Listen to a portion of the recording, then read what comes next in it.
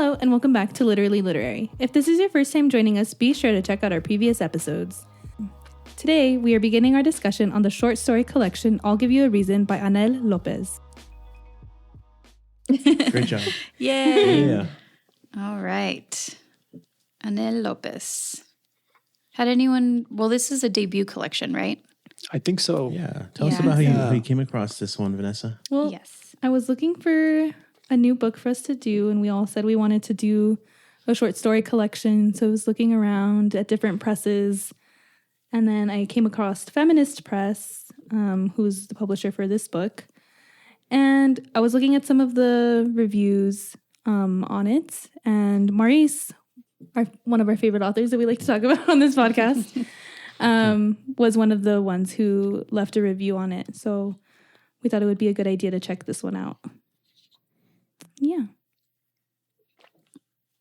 Yeah, well, it's a good choice for sure. You know, I think you were talking about, Reina, that like it's so like it's a page turner, right? Like it's very easy. It flows very easy. Yeah. I had missed reading short stories. We kind of got into like a little poetry hole there for a little bit.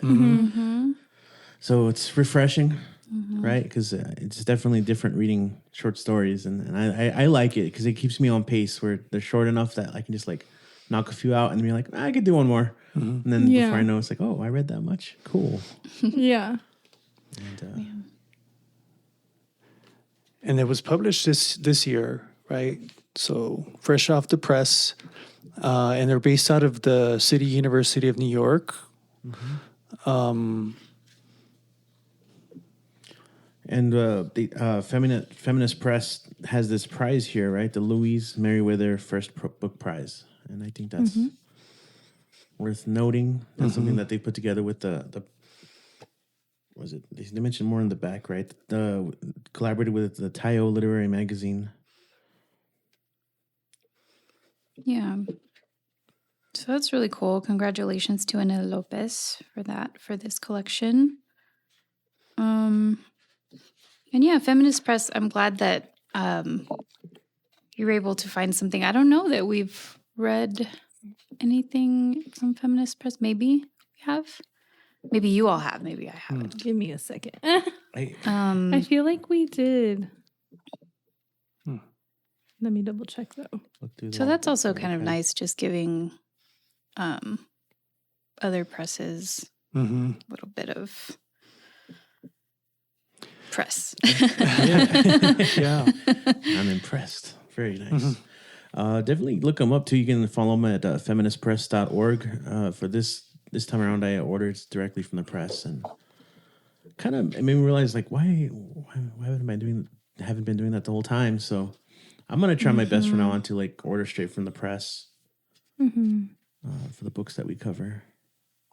And it is great to support like these relatively smaller presses, you know, because we have also been doing a lot of like Penguin and, you know, what's the other ones?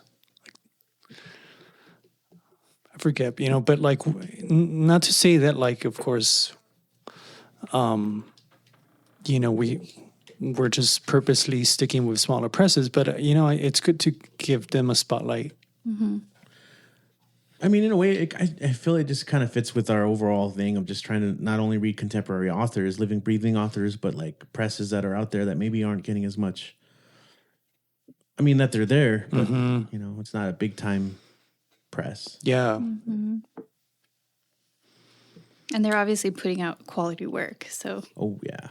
yeah. This was a good pick, Vanessa, is what we're saying. Oh, thank you. Great job. Yeah. We're only halfway through, but so far, so good. Lot to talk about. I want to start with the cover. Like, what did you all think of the cover for this book? It's really cool. It has an open suitcase. Annell López is based in Newark. Is that correct? I think so. Yes. Yeah. Or I think she's Jersey? in New Orleans at the moment. Okay. Okay. She's from New Jersey. Yeah. Okay. Right. And pretty much all these stories take place in New York. In particular, this neighborhood with the Iron. What is it? The Iron. It's mentioned like several times already throughout the story. But of course, you see a lot of big immigrant populations, in particular Dominican, right? So her background, but you know, she makes a point to also talk about other people who end up living in that region. Yeah, and kind of what you were saying, Vanessa, before the show is kind of thinking about what you said about the immigrant narratives. She's Afro-Latina, right? So you do get a lot of that, versus here in the border where we see more like Mexican immigrants. And just going back to the cover, right? I mean, you just have a very prominent suitcase, right, with images of travel. That includes a plane, but also I like the inclusion of birds, right? We talk a lot about the natural flight of birds with migration. Religious iconography, right? So you got the cross, rosary, you got like the candles for sure. Yeah, I like those votive candles. Yeah. But like in a lot of ways, she uses this really clever imagery, and I think this works with the cover as well. Like it's also about the luggage we carry, right? Yeah. I mean, it's not just the image and motif of like travel, right? Migration, immigration. Maybe also this idea of like having our whole lives in one little to pack up and go. That's prominent. I feel like in a lot of these. But yeah, like the literal and figurative baggage we carry.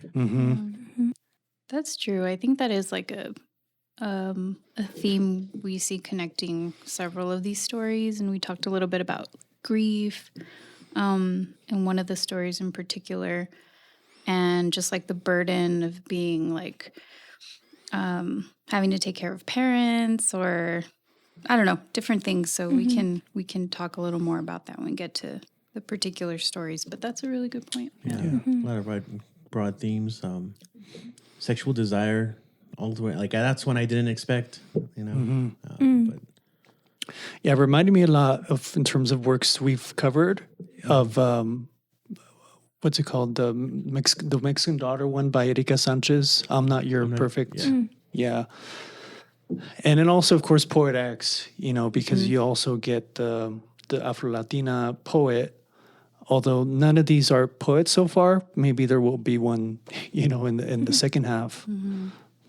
Yeah, I thought a lot of Elizabeth Acevedo in that last short story that from the first half, that exoticizing the Afro-Latina, and that was really, I don't know, it just reminded me a lot of Poet X, some of those poems.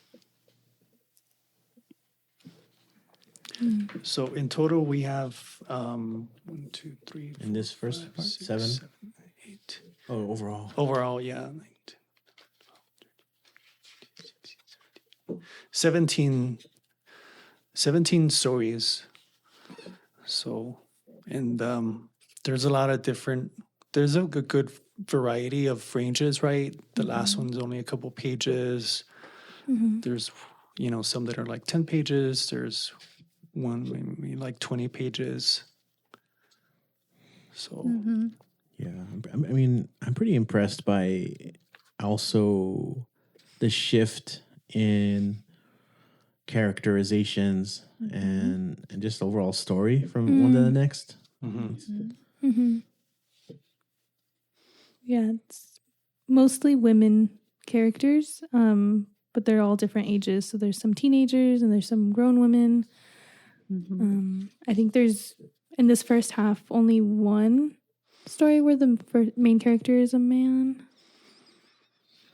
Yeah, and even the point of views, like the way they're like presented, like the last one you mentioned again is in the second person example, right? But not all of them are like that. So that's I think that's pretty keeps you on your toes as a reader. And it's cool to see that too in like a collection by the same author, especially when thinking about teaching short story or these techniques to students and telling them this is all the same author, and they're, challenging themselves and doing different things and trying different points of view and tenses and characters and coming outside of themselves a little bit, like this woman writing it from the perspective of a male. So that's always kind of cool to see how they're able to do that, and for students to be like, okay, I can do that too. Yeah. I could also see you pairing, a couple of these with like a couple from Sabrina and Karina, because we do see some of the common themes. A lot of these are woman-centered, so there's that too. Yeah. And on top of that, like the contemporary nature, like, and we were talking about this before, but a lot of references to like modern politics, right? Especially like the wall. The wall is brought up a lot, and Trump, and the kind of like the national conversation of immigration, but also like from that point of view. Yeah. Which, as you mentioned, is something we hadn't really visited lately in a while. Yeah. Well, I don't think we've ever really visited. Every time we've had stories that talk about, I guess, immigration and the border, they've been authors from El Paso or in this area. So this is our first Chicago. Erica Sanchez. I mean, well, I guess, yeah. But the Northeast, right? Yeah. New York, New Jersey. Which is definitely different than ours. Yeah, I guess is the point. Any other themes that we kind of caught on the first half? I think just feeling stuck, like not knowing what your next move might be. A lot of these characters are trying to figure out what it is that they want for themselves or what they want for their families. Yeah. And like what direction they want to take their lives in. Yeah.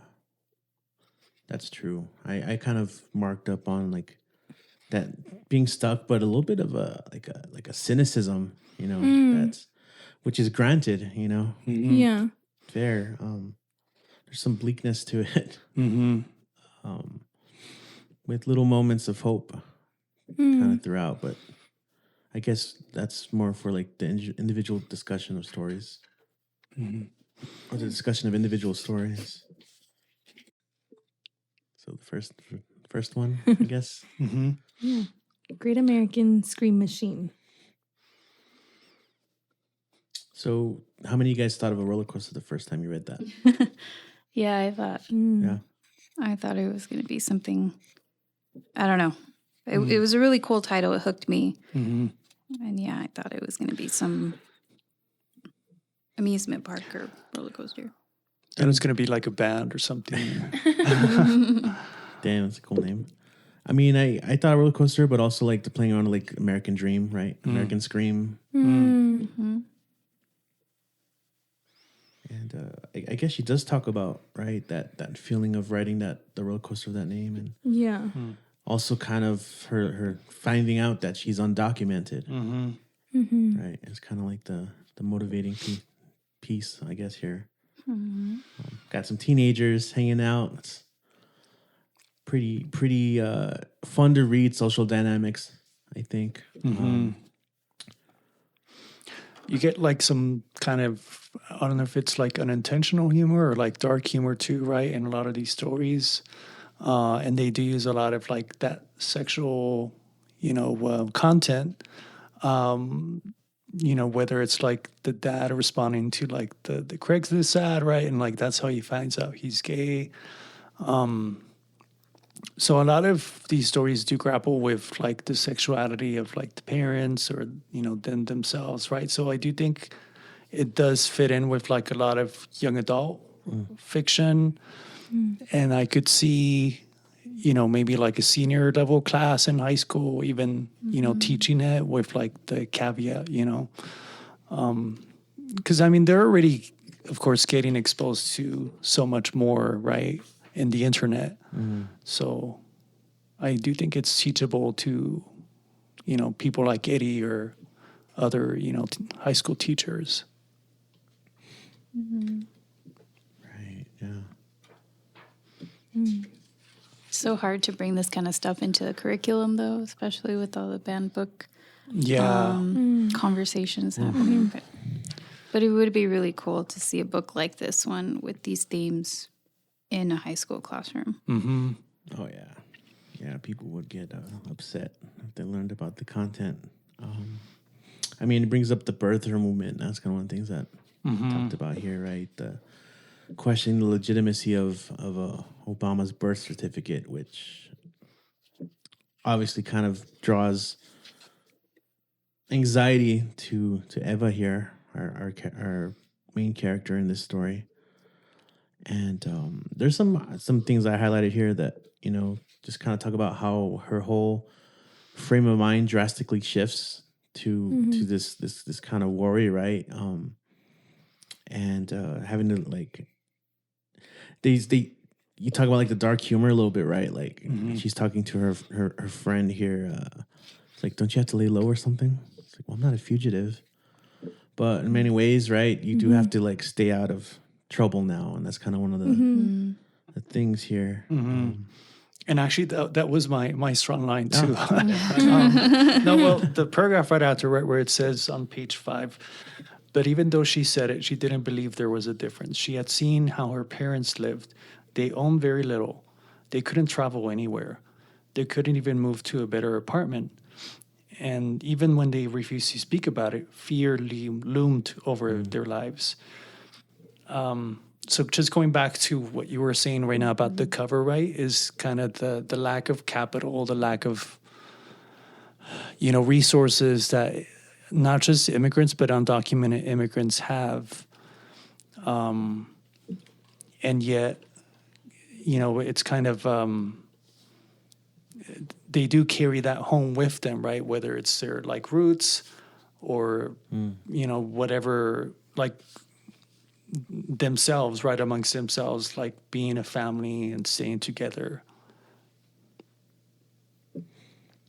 Yeah, there's that ways to like navigate life that's like fearful, and I guess my strong line is on that later page as well. Later on that page, and it's that the end of that long paragraph where she says. She was hit with nostalgia. She felt homesick for all the missed opportunities to laugh with the same abandon, all the time wasted, she thought. Like automatically she felt her life has changed this much that she's not going to be able to live it the same way she had been, right? Like with this abandon. And I guess that's kind of her motivation to like just kind of have a wild night, right? Or as she says, I can use some dumb shit right now. And it is the reality for a lot of children of immigrants, right, is that they discover themselves that they're undocumented. I still remember there was a story on CNN, you know, back during the days of Obama that this student was going to be the valedictorian. And so they were going to, you know, apply, right, for college and scholarships, but then they just find out they're undocumented. And around that time, you know, that's where we ended up getting, of course, the Dreamers, that activists and the grassroots movement that were able to get those rights for those young undocumented people that, you know, people like Jose Antonio Vargas see them as like Americans, right? And it's kind of this notion that you don't have to have papers to be considered an American. Yeah, I remember that story. And then something that it ties up into at least one other story later on is just kind of this thing is, I guess, having to like stay out of trouble is also not being able to kind of work with authorities. So in here she talks about not really talking to her parents that she's going to be out and them kind of calling her and being worried and acknowledging the fact that, well, they can't really go to the police, right? That's kind of a sad thing there. And yeah, on page 15, there's that passage in that paragraph on the bottom where she's kind of thinking now, because they're talking about what they're going to do after high school, and she's now thinking of it in a new way, you know, like, oh, well, now that I know that I'm undocumented or quote unquote an illegal, now there are limited options for me, you know, and so she kind of lists some of them here. Eva thought she could clean houses in Manhattan or Hoboken if she could find the right people willing to pay her under the table. Maybe she would teach herself how to cook. She could continue to babysit. ventured out to other cities. People in Montclair had money and jobs and lofty goals. Maybe she could marry somebody, one of those older Portuguese men. So she's kind of really like limiting herself here. What if I become a nun? And then at the end of this like stream of consciousness, she says, but then what if she did something so grand, so magnificent that nobody cared about her papers? Or what if the world changed? What if in a few years none of this mattered? So that paragraph really stood out to me a lot because of just this thought process, right? That a lot of people often go through. It's like panic and that possibility of threat, that could happen.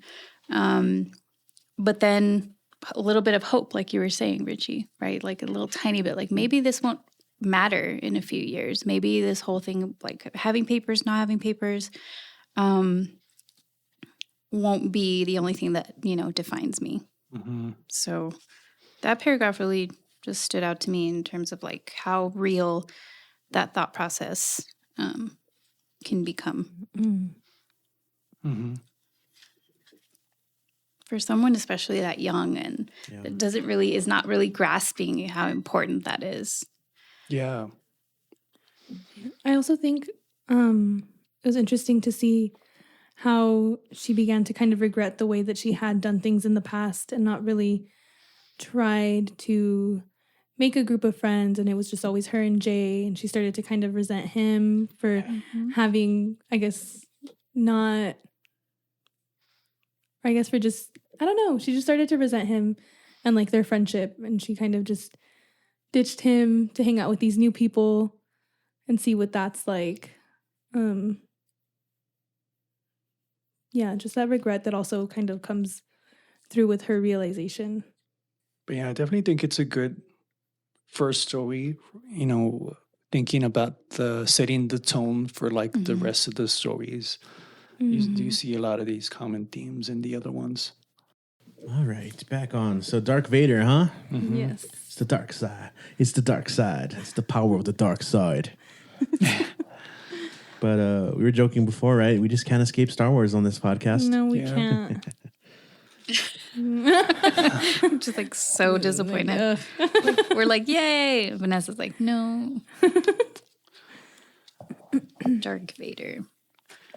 But this is really a dark story too. That's what I was going to say. The illusion's there, but it gives it a new angle. Mm-hmm. Yeah. Well, I mean, so we talked about like family dynamics here, but you see where you have an older sister, almost like playing like mother to the younger sibling here, Junie. Mm-hmm. Mm-hmm. And she even has dreams about that, right? Being her mother and her wanting to protect her. So I don't know. What do you guys think about this one here? Yeah, well, there's a 16-year age difference. So it is almost like she could be her mother, know. Mm-hmm. And in a lot of families, migrant families or otherwise, like, even if the age difference isn't that big, culturally, older siblings take care of younger siblings. Mm-hmm. Yep. I know those of you who are older siblings might know that. Mm-hmm. Like older sisters especially. Firstborn daughters. Shout out to you. Yeah. So, I think it's a very unique, very lovely connection that they have. Junie and her older sister. Do we know her name? I think we do. Vanessa. Yeah. Junie Come on, Vanessa. That's what I thought it was, but I was like, I'm crazy. No, Vanessa. And the mom is in the picture, but she's working a lot. And which I guess we got to mention on the first story, right? The point in the first story, too, is that her parents work and work and work and work. And it's like kind of a thing. Yeah. So they're it's the same here. Yeah. She's working. And this one kind of made me think a lot about, like, community college and like our student population who life isn't this nice, neat thing, right? And here in this situation, she's trying to finish her GED, but it's hard, right? Yeah. Because life, there's other things happening, and Yeah, I mean, it reminded me of Callie too, right? Because Yeah. Callie Yes. mentions, you know, she's very upfront about how she dropped out of high school, but she, you know, took the GED and then, yeah, you know, went on and, you know, got the MFA, right? And now she's a big offer. So, I think even the story, Sabrina and Karina, kind of, right? anyway, you kind of see here Vanessa's character trying to kind of make these changes while also dealing with, you know, and of course, the thing here is the title Darth Vader is kind of trying to help Junie against this bullying that's happening against her, and she doesn't know who Darth Vader is, so she has to like show her. And I think it's kind of cute. It's like, show me again. Can I see again? Show me Darth Vader again. I would have played the Imperial Imperial Death March, right? yeah. Like, you walk with this attitude, okay, Junie? Hold yourself up. Like, Yeah. actually, one of my book notes is at the very end of the story, and I just wrote "Cue Imperial Death March." She's on a mission there at the end. Yeah. Yeah. But I guess before we get to that, Yeah. And I think she's also struggling with like seeking this approval from her mother. yeah, She just feels like a disappointment for all of like the work that her mom put in to like get them to America and work and provide for them. And she was just getting into a lot of fights, dropped out of school. And now she's in her mid-20s trying to like fix a lot of the mistakes she made. And she just feels like she can't. And she's stuck there. But it goes back to how immigrant families do face that pressure, right, from the parents that always want better for them than they have for themselves. Yeah. And not just, of course, with like Latina parent, immigrant parents, but, you know, like with Asian immigrant parents as well, Indian American parents. But I think that, of course, can lead to a lot of depression and like, you know, like anxiety and Yeah, and she feels that pressure with her little sister. And there's points in the story where she's like, tell your mom you're not Junie's parent, you know. But she has taken on that role for reasons like maybe she realizes her mother sacrificed and she's like, well, this is the least I can do, right? Is take care of my little sister, be there for her. But then later it becomes resentment or other things, you know, like them feeling like it's a burden or whatever other things could be happening. But yeah, I think it's interesting how like this whole story is like centered around that discussion on like colorism and racism, but there's so much more, more levels to it. right, yeah. I mean, the company photo is such an interesting look at that, and the focus on emphasis on the hair, right? And then just these other characters like Mrs. Maxwell here in this one where she's kind of like, yeah, her characterization is not the best, not the most positive, right? She's a crossing guard, but she's kind of like, she has these microaggressions of like a homeowner versus renter, and like there's, you know, that's kind of like one of the conflicts that's kind of experienced here.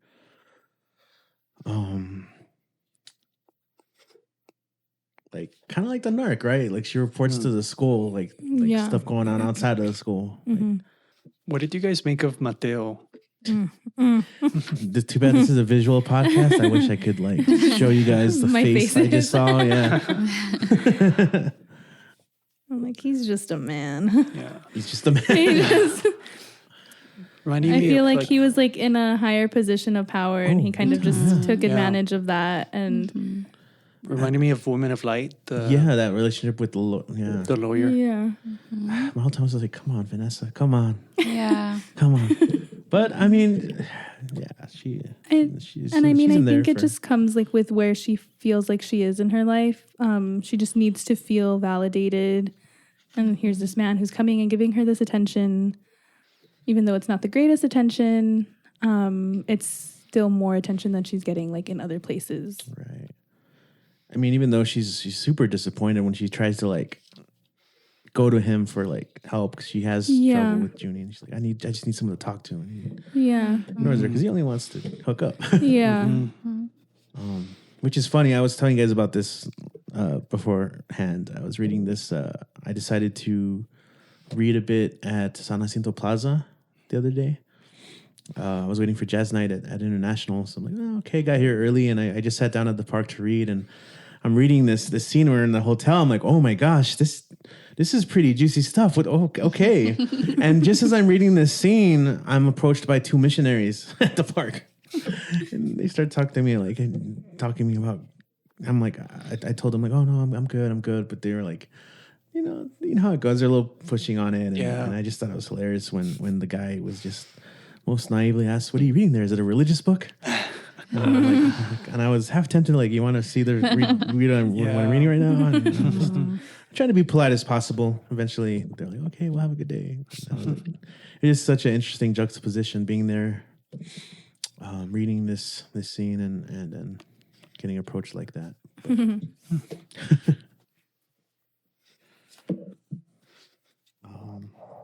Did you guys have a strong line that you wanted to highlight, or? I had a few. I mean, I like this attention to like Junie dealing with. You see Junie manifesting, like starting to manifest some stuff here from being bullied, and her being able to manage it by breathing. And Vanessa at some point mentioned, well, what happens when she runs out of the breath? You know, and that kind of goes back to that cynicism or hopelessness that you see throughout these stories. Mm-hmm. But I don't know. As far as strong lines, I don't know about a strong line. I really like this story though. Mm-hmm. Me too. Well, mine was on page 34, kind of in the middle. Even though later on, of course, she has that epiphany about, well, what matters to me most is Junie. I do like here that, there's this small moment about the GED and, kind of what you were saying, Richie, about how a lot of our students, face this reality because they are non-traditional. And so she says, I'm Vanessa. I was suspended a few times in school because I get into a lot of fights. I was so embarrassed that one day I never returned. I've attempted to take the GED a few times. I hear your 8th time is the charm. And then she says, around me, people laughed and cheered. The instructor walked toward me, placed her hand on my shoulder. I'm so glad you're here, she said. Feeling empowered, I took a registration form, she says later. So it's a small moment, but it just shows how us as teachers can really make a difference, in students. And like, she's already taken it 8 times at this point, right? But she's still trying. And it goes back to the, sometimes it just does take that literacy sponsor to kind of give you that push, because the parents, I mean, they're not really, they're too busy, right? Yeah, exactly. I mean, you have a character who's driven to something here at the end, and my strong line, I alluded to it, but it was on page 39, and pretty much this is all kind of the buildup of the holiday photo where she receives more like stuff about her hair, and of course another coworker too. Mm-hmm. And she's fed up with like all the fakeness of it all, right? Of like, I mean, actually, that's the page before where she mentions it, 37, right? Every movement was rehearsed. There was nothing authentic about her pretend concern, no output of genuine emotion. So she has to go and like go to the corner store and like slick down her hair, and all the way up. All this leads up to 39, right? Where this is the line I mentioned. She's comparing herself to Junie here, right? Where she didn't want her hair because they were calling her Dark Vader. And I underlined that, like, how long until she ran out of deep breaths? Because until that point, that's how Junie had been dealing with it. And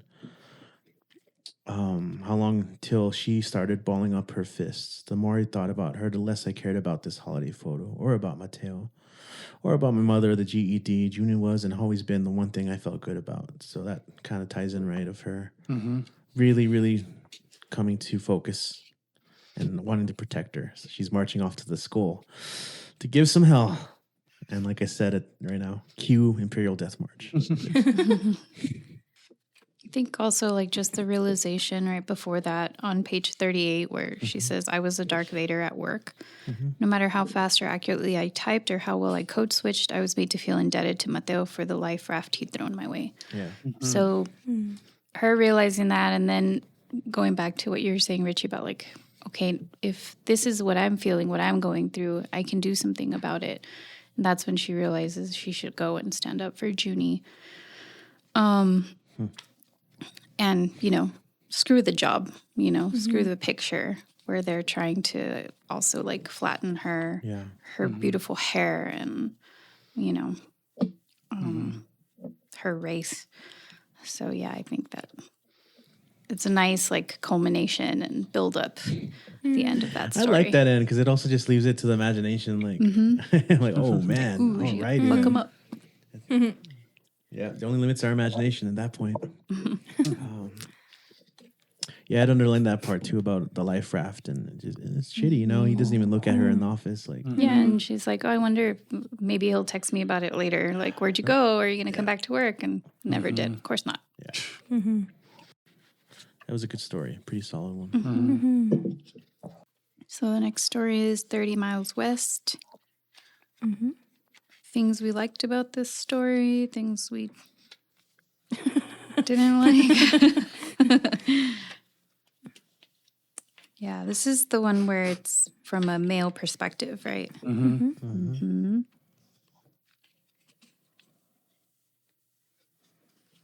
It's an interesting take on the theme of sins of the fathers and kind of thinking about, you know, what are the things that are passed down from father to son.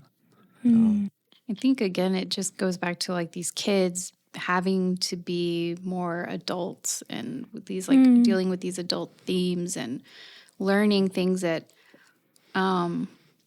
maybe they're not ready for, you know? So we see that theme kind of throughout also with some of these characters. Yeah, I mean, there's also just the kind of like the geographical element. Like, what is 30 miles west? Well, it's where the family is able to move 30 miles west and feel like they've made it, right? More affluent, like neighborhood, and really, I guess the story is about the loss of that too, right? They have to move back, and you know, the characters dealing with that. Why, you know, we don't really learn until midway or later in the story why they had to move away from that place, right? Because the assault, and I guess that's the other thing, right? The anger between the father and son, right? They're the kind of like outbursts. Yeah, almost like manic episodes. Yeah, like exactly outbursts, like they. And they're both. Do they both have medication? I know the father does, but he's not taking them. Yes, I think they at some point are both taking it. Let me see if I can find the spots.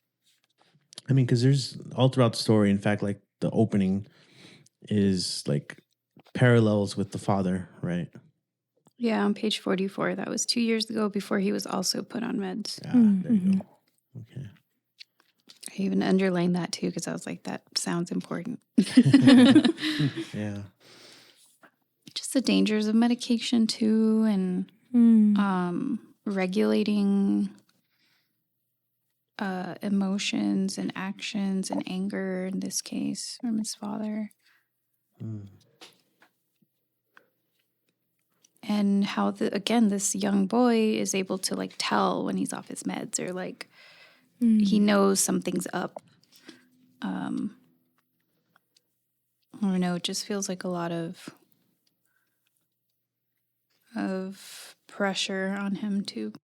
I do like how, now that they're back in the neighborhood and they sure do ditch a lot in school, I think they always kind of leave the rock there to leave open the gym door, or was it the auditorium door? But I do like this scene where like he ditches with his girlfriend. Danny ditches with his girlfriend, and they talk about like the smells of the food, right? And it's something that they couldn't get in the suburbs. That's on page 44. Yeah. Right. Mm-hmm. I mean, like, there's even like a Monopoly or like a Game of Life reference, right? Where they says, those are the days it feels like they rolled the dice and landed on a square that says, go back to the start. But yeah, there's that reference also there on that page to the upward mobility, right? The degree that makes it possible. And so there's a nice through line here, with the previous story, right, where the GED does that for you, right? And how there are these obstacles for people to be able to, achieve that quote unquote American dream. It is interesting to see how Danny feels about like when they have moved here out of New York, and 30 miles west, right? You mentioned that, right? Talking about like again, the winning the lottery, that reference to winning the lottery, like she had been literally handed her American dream, and then the next paragraph is Danny talking about it. It sucked the life out of him, right? Like there was something that pressured him or squeezed, that affected him in this way. Almost that he felt it wasn't even his genetics.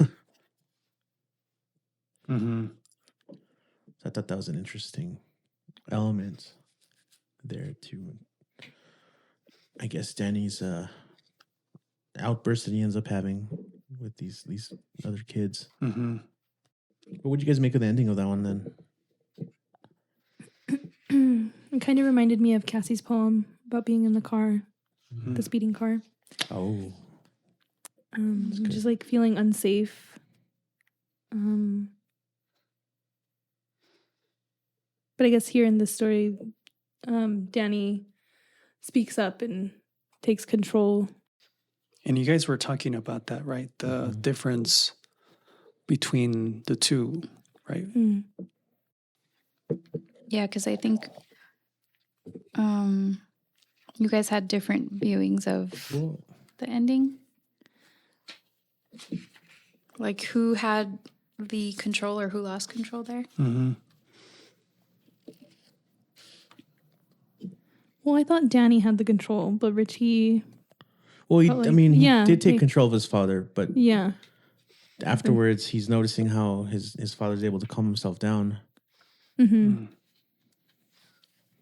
Yeah, because and I said it was frustrating up at that point because you have the father kind of like just ditching work and encouraging them to like skip out of class, right? And both sons know this is like not good. Like this isn't how it works, or this isn't how it's supposed to be, right? And he does start to kind of have an episode, and while they're out, and so Danny has to take over or take the keys away from him. And I think that's when he looks at his father a different way, right? I think it's a very good ending because of that, right? Like what's happening here? What kind of realization is happening? Because ultimately he just observes his father enraged, but then he softens up and he says, "Oh, this is someone different than me." And I think and it leaves it at that, right? No explanation or explication after that. It leaves it to us to, I mean, what do you guys think? Yeah, I mean, I can see that reading and kind of going back to the moment, with the Russian roulette. I thought it was interesting that he senses that like something's gonna happen from the moment that Peter walks in, and then they're listening to Ariana Grande, Oh, yeah. and he turns it off, right? Yeah. And so it's like a buzzkill, and he mentions he was already kind of fired up from winning the wrestling match. So I think there's a degree of self-awareness that he learns from that moment Okay. that bodes well for him. Good. Yeah. That was a pretty cruel thing, that Russian roulette thing, for sure. Yeah. Oh yeah, I did not like Can't that. blame him I was like, "Ugh." for kind of getting upset about that. Yeah. Because then everybody laughed, and I was like, "This isn't funny." I know. Yeah. Yeah, I mean, anytime you have high school kids with guns, it's not going to end well. That did. I'm kind of working backwards this way because I did it this the other time too. But in the previous story too, kind of one of the reasons Vanessa had to drop out because she was always getting into fights. So you have like this kind of rage, this kind of way of, as you were saying, negotiating, like managing emotions, right? That pops up in these stories. Yeah. So the next story is The World as We Know It. Is that the REM song? No. Close. I mean, that's the first thing when I read it. No, but the main characters in this one are teachers. So that's Teachers cool. and their couple have a lot of issues. No issues. Yeah. My big thing here was how there's a lot of discussion of the wall, right, from Trump and all that, and Yeah. how these two characters have a wall between them. It's super depressing reading through it, and Yeah. but the way they navigate, I guess, issues of immigration themselves as two white people in the neighborhood is interesting and makes for an interesting discussion of those dynamics. I know you said this was your favorite, I think, of this set. One of your favorites? One of my favorites, yeah. Because of that dynamic, with the power dynamics, right, of people who do have, in many ways, like the lives of others in their hands. And, Joy here kind of playing the role of the Karen, right? And it kind of goes back to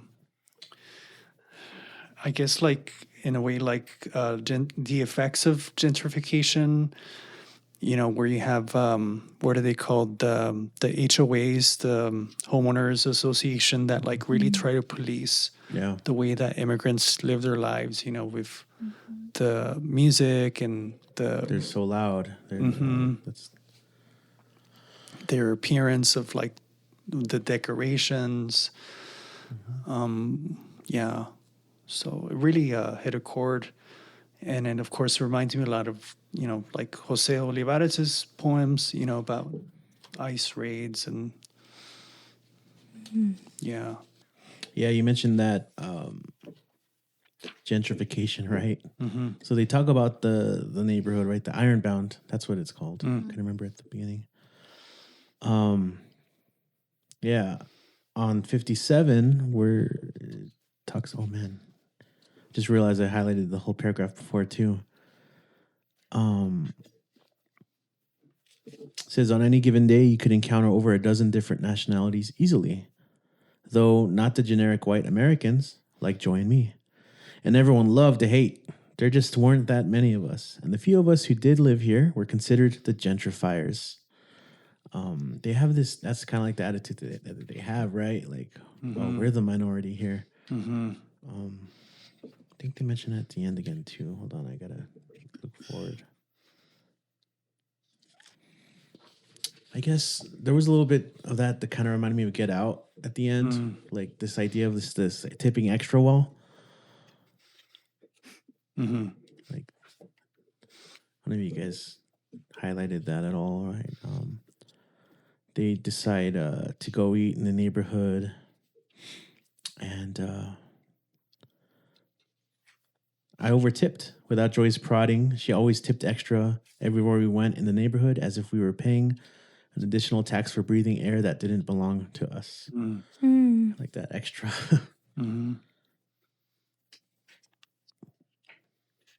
Also, are these the same characters from the last story? Danny and Desiree? Or the students in the class?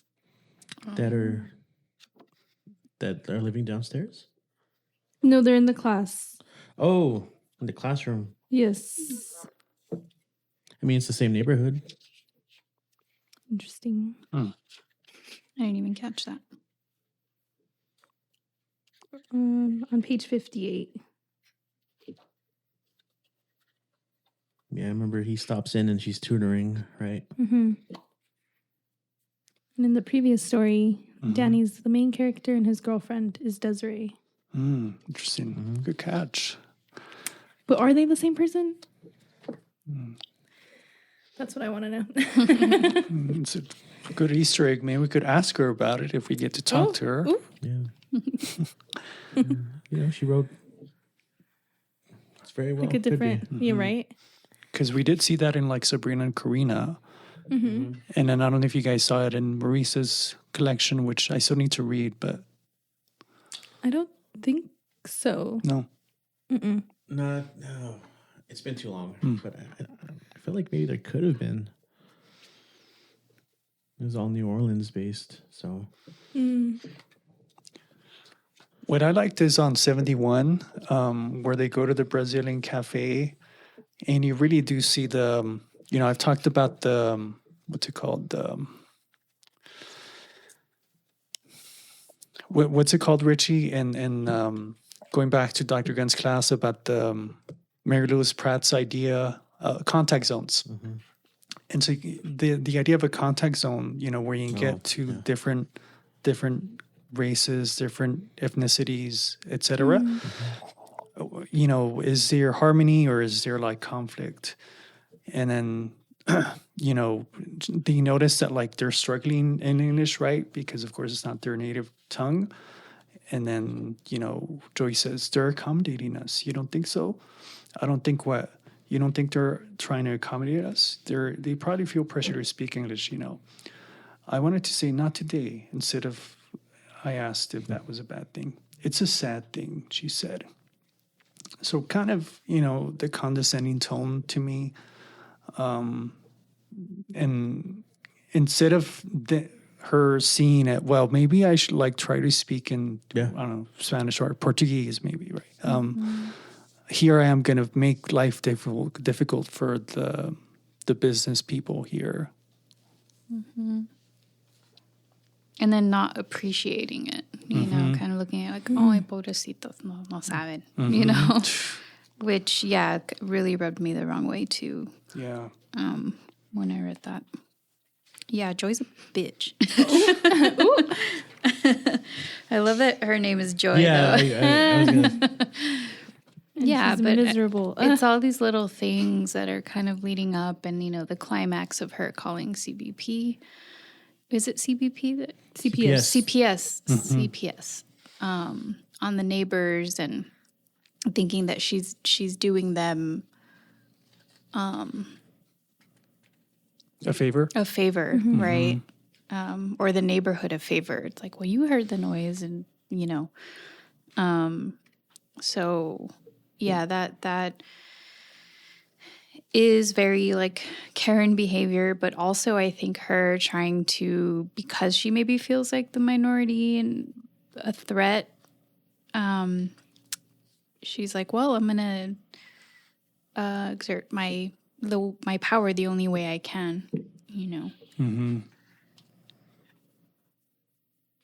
At least that's what it felt like to me. Like, well, I don't like the noise level. I don't like something, so I'm gonna do something about it. Yeah, it was a really sad story. yeah. They are all pretty sad. Yeah. And it gets worse as we go along. Bear hunting season. Yeah.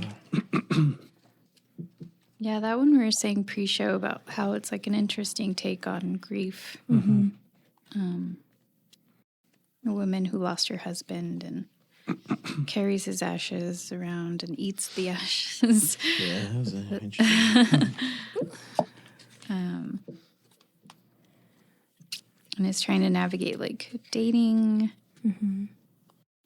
Yeah, she's a relatively young widow, right? And to her, grief is something she feels like she's going to carry with her this whole time. So I do think that's one thing that fascinates her about this man then that kind of comes along from this dating app for widows and widowers.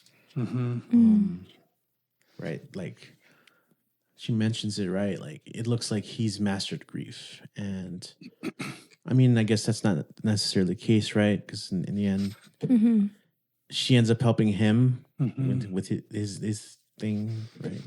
Yeah. How to manage it. Yeah. Wearing the old wife's clothes. And that was my strong line, right? Yeah. On 91.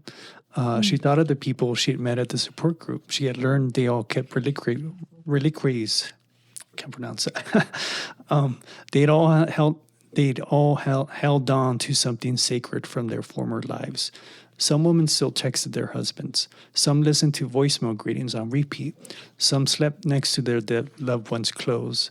He was speaking to her in a language she understood. Because he does have like that sexual dysfunction. That's where we get that. And I guess it is, right? I mean, going back to the 5 stages of grief, right? To bring it up with Cassie. I don't know what's, I guess, denial, but acceptance kind of in between. Yeah. I mean, so after this incident, she ends up disposing of the rest of her husband's ashes, which I think is a pretty interesting move. Yeah. So maybe having that moment allows her to move on, because she kind of makes some interesting thoughts about grief throughout, like some metaphors, right? Like maybe it's digging up someone's soil. Okay, maybe I shouldn't do that from memory.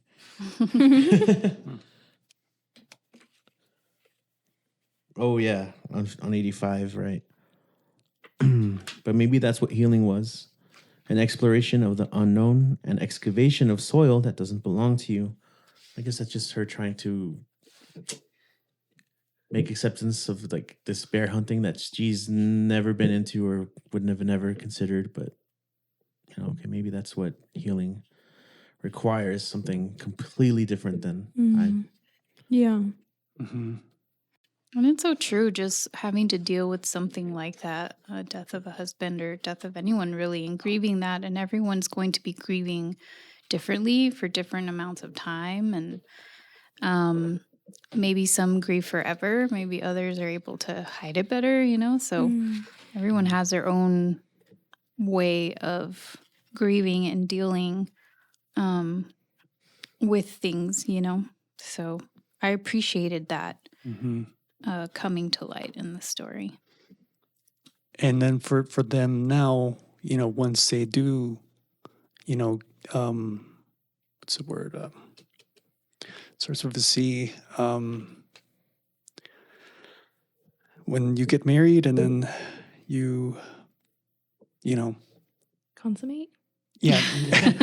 Wait, is that the word you were thinking of? I get, yeah. No? I think so. They consummate the relationship is, where was I going with that? Where was I going with that? Because they both,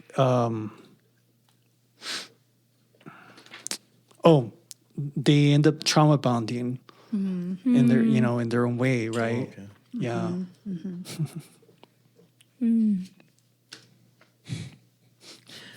I don't know. Just what an interesting suggestion. Let's go kill a bear and turn it into a rug. Yeah. That was crazy. I wrote Robert F. Kennedy on the side there. Oh, You guys see that news? I heard. And he has a freezer full of them, apparently. Oh, God. Oh, gosh, yeah. I was also just thinking about the bear in the woods meme that was dominating discourse this whole summer. Or before then even, I guess. Yeah. Which one? The one of would you rather see a Yeah. bear or a man? Yeah, yeah.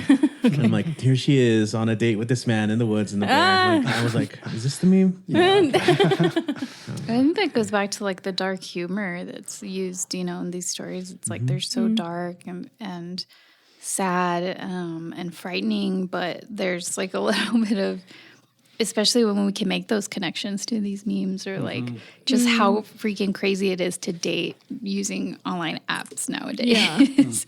Yeah. These are the kinds of dates you're going to go on. Weird. Yeah, that kind of went through the back. That was in the back of my mind. Like, is anything weird going to happen with the date itself? And Yeah, because he was kind of weird too. Yeah. Like he's like, oh yeah, I did know that the deli was closed. It's like, okay, so like, why did you not suggest something else? Is this guy going to murder me? Yeah. Yeah, should I turn my location on and tell my friends? No, literally. Yes, but yeah, so I kind of saw it that way too a little bit. Yeah. But yeah. I that morbid humor right at the end was interesting. Yeah. I wonder if that's a real app. God. I mean, I guess there's probably a similar one out there. Yeah. Oh yeah, for sure. So we have 2 more stories to talk about. What is yours? And then the last one I'll let Vanessa pronounce. There you go. That's crazy. I don't know how to say that. We should have. These 2 are the most depressing. so far. Gosh, oh Yeah. man. And my favorites. I was like, yes. Check and check. Yes. The whole time. Morbid humor. Yeah, I mean, so I guess kind of starting off with the first one, like to me, this was definitely a bit of dark humor. Her constantly thinking about killing Jeffrey. Yeah. I mean, that to me, that's the way I felt it. It was played off as like a dark humor, which also just like playing off of her frustration of her whole situation. Yeah. Right? Yeah, like her home situation. Yeah. What did you like about it, Vanessa? I always find addiction stories really interesting. So in this story, the mother is addicted to crack, I believe, and then she starts using heroin towards the middle of the story. So she's not super, super present in her life, but at some point they meet this man, Jeffrey, and her mom and Jeffrey are in a relationship. And Jeffrey kind of ends up being her sole caretaker, like as she's growing up. And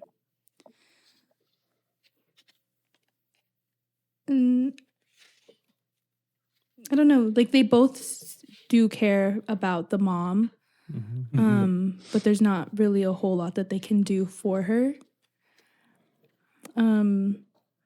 And so then he ends up caring for, I can't even remember her name. Does she have a name? The main character? It just says I because it's in first person. Desiree? Right? Is it Desiree? Yeah. Okay. 103. Okay. Yeah, Desiree.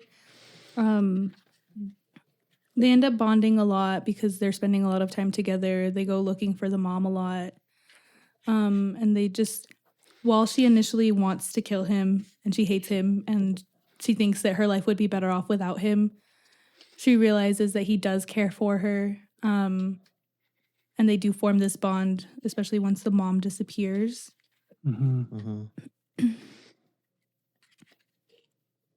So I just liked the way that their relationship kind of progresses throughout, even though she, in the beginning, does feel very helpless. She sees that her and Jeffrey are like there for one another. Jeffrey's white, right? So is the mom. And so as a mom. So, like, Yeah. there's that, again, race and, like, colorism Mm-hmm. keeps coming up in this story, too. And, like, them kind of throwing it in her face, like, other Black girls don't have it as good as you. Mm. And so her kind of like, okay, white saviors, I need to be thankful for this life that I'm living, even though she's being, like, abused. Yeah. Yeah, so there's a lot of that I happening. guess in more the like story, neglected too. too. Yeah. But yeah, And she's 16, I think, right? I think I Yeah. read. Mm-hmm.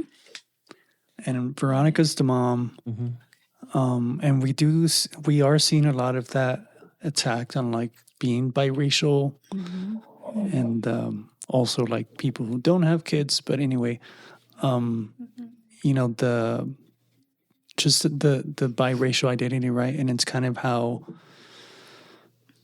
it's used against you, even within your own family here with the stepdad and the mom.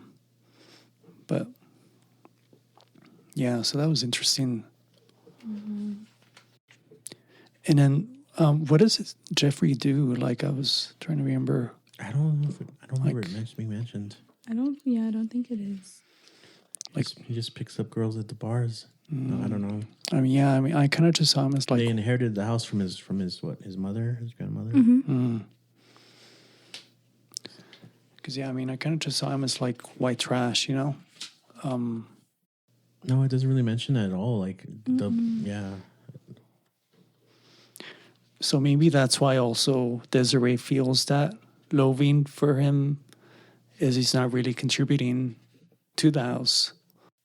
I mean, we just had like a blue collar job, and that's it. And he'd just go home and drink scotch, Yeah. whiskey, and And this one, because of the prevalence of drugs, it kind of has like a Midwestern vibes to it, because you do see it a lot, in the Midwest with meth and crack, Mm-hmm. Anything else we want to say about this story? Shall we go to the last one, the shortest one? yeah. So go ahead. Go ahead, Vanessa. I'm looking up how to pronounce this first. Hold on, give me a second. Yes, Yes, It's a very specific location, Mm-hmm. or Newark, New Jersey, or anywhere, USA. So we have our second person story. Yeah, I love second person stories. like I Janet just do. Kincaid and Yeah. Yeah, I think it's really cool. Margaret Atwood too. Mm. Jamil Kochai with the Metal Gear one. Mm-hmm. Yeah, because it always it puts you right in the story. It always just the pace is so different every time when I try to read it. It feels more frantic to me. Yeah, especially Point the of way view. it ends. There's nothing you can do about it. It's like Yeah. danger. Mm-hmm. It is not just a warning, but like a threat almost. Yeah, it feels very threatening. Yeah. Like, oh shit. Yeah, and so in this story, she's talking about all these different locations, all these different settings, which she has a lot of in the other stories. We didn't really talk too much about all the settings, but this one specifically, it's like no matter where you go, essentially, this is going to happen because of the way you look, and men are going to be the same everywhere. You're going to be exoticized for how you look and who you are and your race and stuff. So It just her whole life growing up. It leads to this. Earlier I used cynicism. Here it's an apathy. There's nothing you can do, and it's. Yeah. I think the shortness just kind of adds to the heaviness of it. Mm.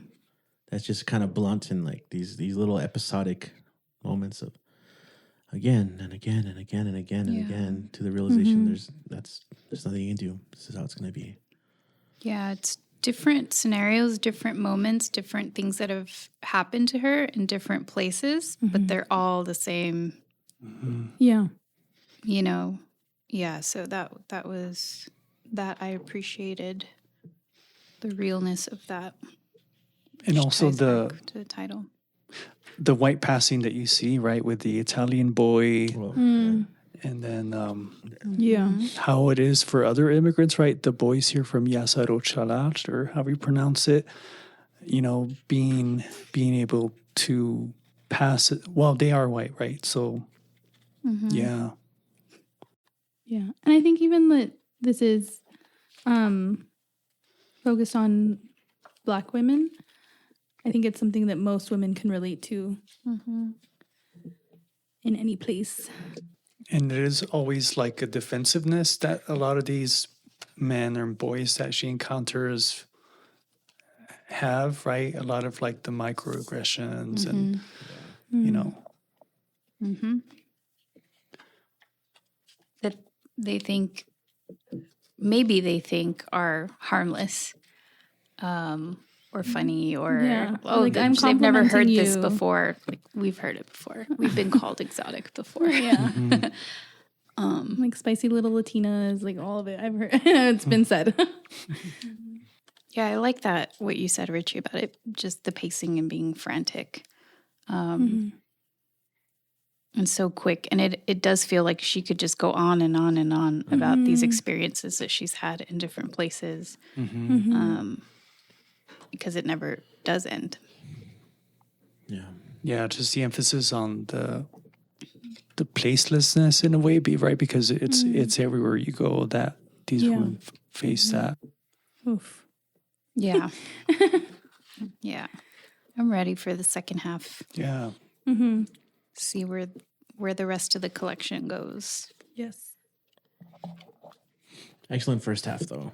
I mean, Yeah. these stories hit. No, yeah, they really do.